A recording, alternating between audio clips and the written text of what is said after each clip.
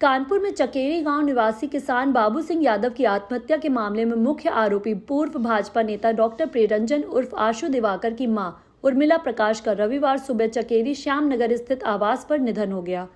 अंतिम संस्कार में प्रियरंजन के आने की संभावनाओं के चलते पुलिस ने उसकी गिरफ्तारी का जाल भी बिछा रखा है।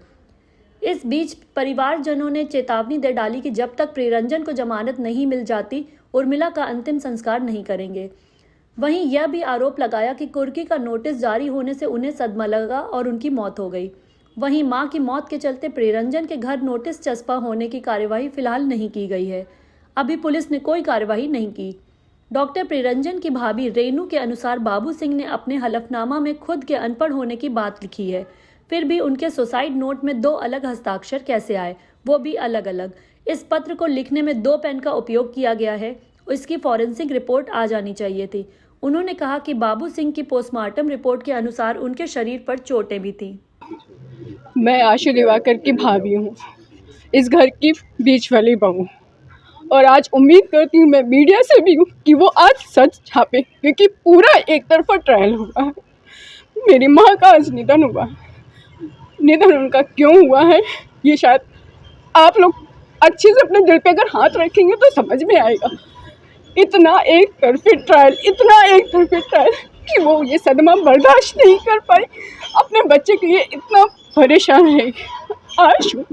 आशु गुनहगार नहीं है, फिर भी उनको इतना बड़ा राजनीतिक षड्यंत्र का शिकार बनाया गया कि आपने आपकी वजह से उसने हत्या की। उसकी हत्या हुई है ना कि उसने आत्महत्या की है। कोई भी रेलवे ट्रैक पे अगर जाके मरता है उसको भी पता है उसकी बॉडी की क्या कंडीशन होती है। सुसाइड नोट, उसके जितना भी सुसाइड नोट है, अगर आप लोगों ने सपने शायद बहुत गौर से देखा होगा, मैं आपको फिर भी मैंने अभी ये सुसाइड नोट है, उसके साइन अगर सब लोग आप देख सकते हैं। एक नहीं, आप देखिए पहले उसका साइन, एक ये अच्छे से देख सकते होंगे, दूसरा साइन कहीं नहीं मैच कर रहा है। राइटिंग के पेन की आप लिखावट देख सकते हैं, कहीं मैच नहीं कर रहा है।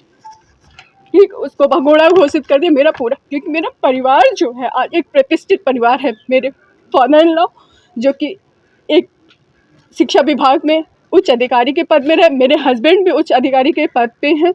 पूरी फैमिली मेरी बहुत पढ़ी लिखी। आपने पूरे समय में देखा होगा कि किसी ने आकर कोई भी ऐसा काम किया हो। तकलीफ हमें भी हो रही थी। मुझे उस परिवार के साथ सिंपैथी थी जिस दिन मैंने खबर ये पढ़ी कि क्यों किसी के घर का मेंबर उसके लिए बहुत ज़रूरी होता है। लेकिन उसका ये वजह कि उसकी ज़मीन अगर सच में गई थी, हमारे घर में पहले यही था कि अगर उसकी ज़मीन गई तो उसकी ज़मीन उसको वापस मिले। लेकिन इतना नहीं कि किसी को आरोपी उसके माँ बाप तड़प तड़प के मरने लगे। हमारी भी मानसिक स्थिति क्या हुई, वो भागे नहीं, उन्होंने कानून की शरण में गए बेल के लिए, सिर्फ अग्रिम जमानत, नोट कि वो केस नहीं लड़ना चाह रहे थे। अगर केस उनको दोषी ठहराएगा तो वो सजा भुगतने के लिए सिर्फ अग्रिम बेल नहीं दी जाने दी। जिस हद तक आप लोग जानबूझ के नहीं दी जाने देगी। तो मतलब आज मेरी माँ यहाँ बैठी, मैं किसको दोषी ठहराऊँ आप बताइए। मतलब किस तरह वो तड़प तड़प के मरी अपने बेटे के लिए, कौन इसका जिम्मेदार होगा? पुलिस अधिकारी पुलिस मेरे घर में बैठी।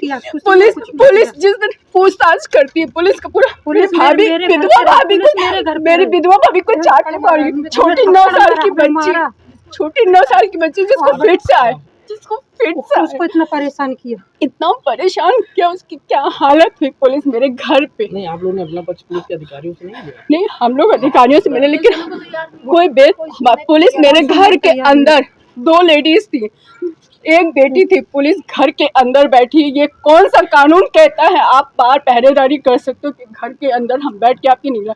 हमारे सारे फोन सिविलेंस में लगे, किसी पे वो माँ कितनी बेचैन थी कि उसका बेटा कैसे। क्या था पूरा मामला? नहीं, क्या आप आशु की जिस तरह से आपने बनाया है, क्या था पूरा मामला? उसका पूरा मामला जो है, सपा नेता नरेंद्र यादव ने कब्जा करके रखा करीब 10 से 12 साल तक। उसके बाद उनका ड्राइवर, आशु का ड्राइवर बबलू, जो मृतक बाबू सिंह थे, उनका रिश्तेदार था। मदद के द्वारा उसको लगा कि ये हमारे नेता हैं और ये मदद करेंगे, क्योंकि वो वाकई कोई आरोप, उनकी आज तक की छवि आप लोग देख सकते हैं कि कोई आरोप नहीं है। पढ़ा लिखा MBBS डॉक्टर, समाज सेवा में समर्पित हैं, बीजेपी के नेता। ठीक है, जब वो मदद के लिए उनके पास जाते हैं कि हमारे भैया सपा नेता ने हमारी ज़मीन को कब्जा कर रखा है, वो ज़मीन उनकी मदद खूब रोए, उनकी बेटियों ने भी पत्र लिखे जो कि मैं आप लोगों को दिखा सकती हूँ। मदद की आशु से मदद मांगी कि नरेंद्र यादव से हमें जान का खतरा है और हमारी ज़मीन भैया हमको दिला दे। वो इसलिए क्योंकि बबलू यादव जो थे वो उनके ड्राइवर थे, उनके सहारे वो आए। उन्होंने लीगल तरीके से उनकी ज़मीन को खाली करवाया, लीगल तरीके से।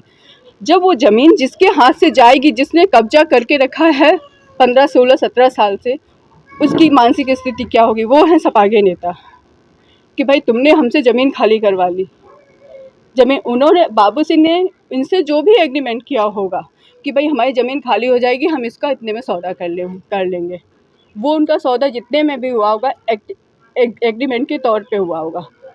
एग्रीमेंट कोई भी अपने होशो हवास में करता है किसी के साथ। बाबू सिंह के पास भी उस समय इतना दिमाग होगा कि उन्होंने एग्रीमेंट जिसके साथ भी किया होगा लिखा पढ़ा जाता है कि ये हमें आपके साथ एग्रीमेंट कर। उसके बाद आज 2023 में जब भी उनकी ज़मीन की रजिस्ट्री होती है, ज़मीन की कीमत जो भी हो, आशु ने ना ज़मीन खरीदी, ना अपने नाम है, ना उनके घर के किसी मेंबर के नाम है, ना किसी भी अकाउंट से उनका कोई लेन देन है। उनको कोई लेना देना नहीं, लेकिन पुलिस ने जो कार्रवाई की है, पुलिस ने कोर्ट से 82 का नोटिस ले लिया है। लोधी चश्मा होना है, कुर्की की तैयारी चल रही है, कैसे बचाव करेंगे? कैसे? अब आप देखिए ना, आपने इतना ज़्यादा शिकंजा कस लिया है कि सारे फ़ोन सर्विलेंस में पहले दिन से आरोपी है, ये है वो है। उन्होंने पहले दिन से एक अच्छा आरोपी, मेरे घर में मतलब पूरे परिवार में कोई भी ऐसा नहीं जो आज तक किसी के ऊपर दाग लगे हों।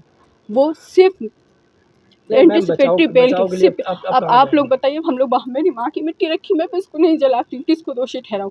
सपा नेताओं को ठहराऊँ या उन लड़कियों को जिन्होंने मतलब मैंने उनके दर्द को समझा। हमारा सबका डिसीजन पहले ये था, अगर उनके साथ न्याय है तो हम सब उनके साथ भी खड़े, लेकिन किसी को इतना आरोपी ना बनाओ ना।